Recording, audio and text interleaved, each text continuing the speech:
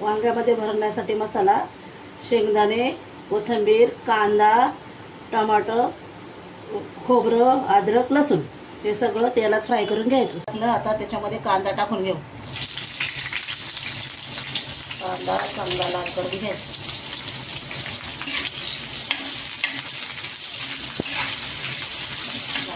कांदा आपला चांगला आता लाल झाला. त्यामध्ये आता खोबरं टाकून घेऊया, लसूण, शेंगदाणे, त्याच्यामध्ये आता टोमॅटो टाकून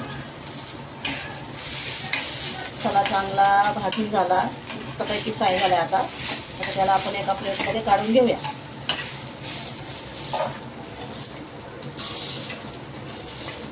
तर ही काट्याची वांगी घेतलेली आहेत. आता हे वांगे आपण कट करून घेऊ. याच्यामध्ये किडा वगैरे असेल तर बघूया. काटं काढून घ्यायचे वांग्याचे आणि मध्ये कापून बघायचं किडा आहे का. अशा खापा करायच्या वांग्याच्या. त्याच्यामध्ये मसाला भरायला. आता आपण हा वाटलेला भाजलेला मसाला मिक्सरच्या भांड्यामध्ये टाकून बारीक करून घ्यायचा. वांग्यांमध्ये भरायला मसाला. आता आपण मसाला चांगला बारीक वाटून घेतला आहे. तेवढा चांगला बारीक वाटला आहे. आता वांग्यामध्ये मसाला भरायचा. त्याच्यामध्ये थोडीशी मिरची टाकून घेऊया आपण. हे थोडंसं मीठ चांगलं मिक्स करून घ्यायचं. मिरची टाकून वांग्यात असं भरून घ्यायचं. असं जिरे मोहरी टाकून घेऊया. आपला उरलेला मसाला टाकून घेऊ आपण.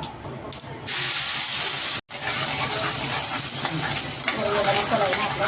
आता या मसाल्यामध्ये आपण घरगुती केलेला मसाला टाकूया. घाटी मसाला, हळद, धना पावडर, गरम मसाला हे फ्राय करून घ्यायचे. लागू नये म्हणून थोडंसं पाणी टाकायचं.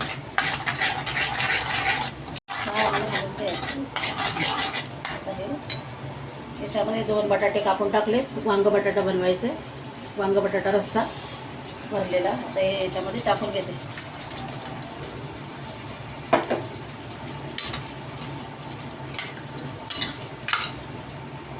आता आपण याच्यामध्ये मीठ टाकून घेऊया. पहिलं आपण वांग्यामध्ये पण मीठ भरताना टाकलेलं आहे.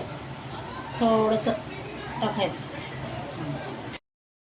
बघा, आपली गरमागरम मसालेदार आणि चविष्ट वांग्याची भाजी तयार आहे. ही भाजी भाकरी, पोळी किंवा चपातीसोबत खायला खूप अप्रतिम लागते. एकदा ही रेसिपी नक्की करून बघा आणि कशी झाली ते मला कमेंटमध्ये नक्की सांगा.